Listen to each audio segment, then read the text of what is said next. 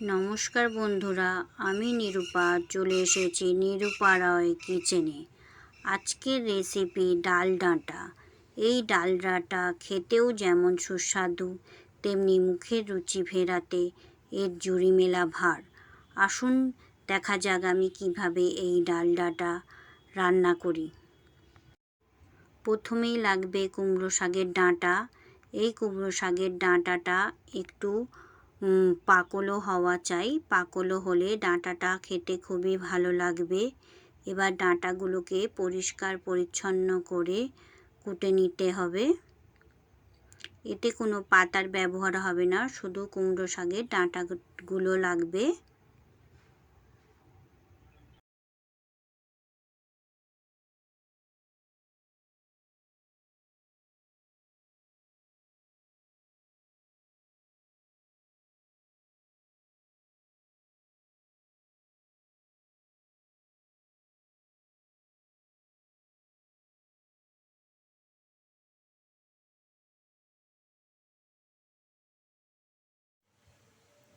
এখানে আলুকে আমি চৌকো চৌকো করে কুটে নিয়েছি এবং ডাঁটাগুলো পরিষ্কার করে ছাল ছাড়িয়ে নিয়েছি এবং ধুয়ে নিয়েছি।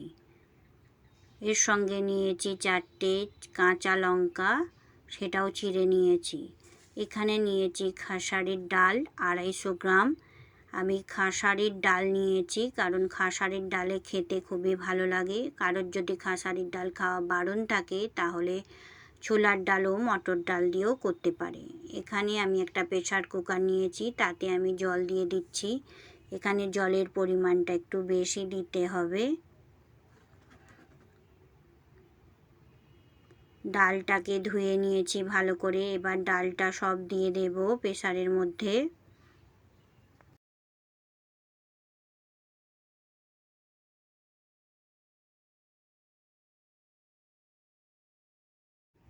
চেরা কাঁচা লঙ্কা দিয়ে দিয়েছি 4টে। এরপর দিয়ে দিচ্ছি কুচনো ডাঁটাগুলো।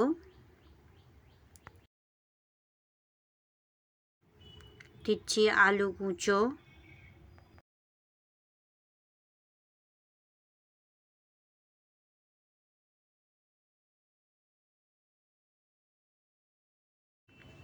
এক চামচ লবণ,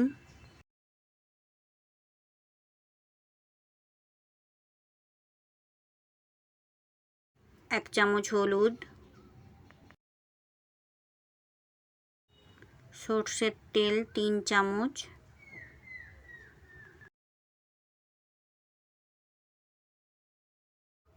চিনি 1 চামচ। সব কিছু দেয়া হয়ে গেছে। এবার একটা খুন্তির সাহায্যে ভালো করে নাড়াচাড়া করে প্রেসার কুকারের ঢাকনা দিয়ে এটা সিটি দিতে হবে 14 থেকে 15টা। আর তার মাঝে মাঝে দেখে নিতে হবে ডাল যেন না বসে যায়।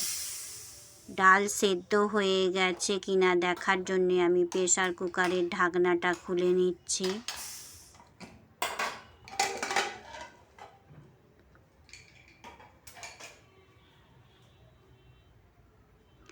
একটা চামচের সাহায্যে নাড়াচাড়া করে দেখে নেব কেমন হয়েছে। ডাল ও ডাঁটা ভালোই সেদ্ধ হয়ে গেছে। এই রকম অবস্থায় রাখতে হবে, তা নাহলে আরও গাঢ় হয়ে যাবে, খেতে ভালো লাগবে না। মাঝে মাঝে 1-2 আলুকে ভেঙে দিতে হবে। এই রেসিপিটা খেতে অসাধারণ লাগে। যদি কারো শরীর অসুস্থ লাগে বা জ্বর হওয়ার পর এই রেসিপিটা খাওয়ালে তার মুখে রুচি ফেরে। এই রেসিপিটা ভালো লাগলে লাইক করবেন, শেয়ার করবেন, সাবস্ক্রাইব করবেন ও পাশে থাকার অনুরোধ রইল। বাড়িতে একবার অবশ্যই ট্রাই করবেন, নিশ্চয়ই ভালো লাগবে। ভালো লাগলে কমেন্টে জানাবেন কেমন লেগেছে।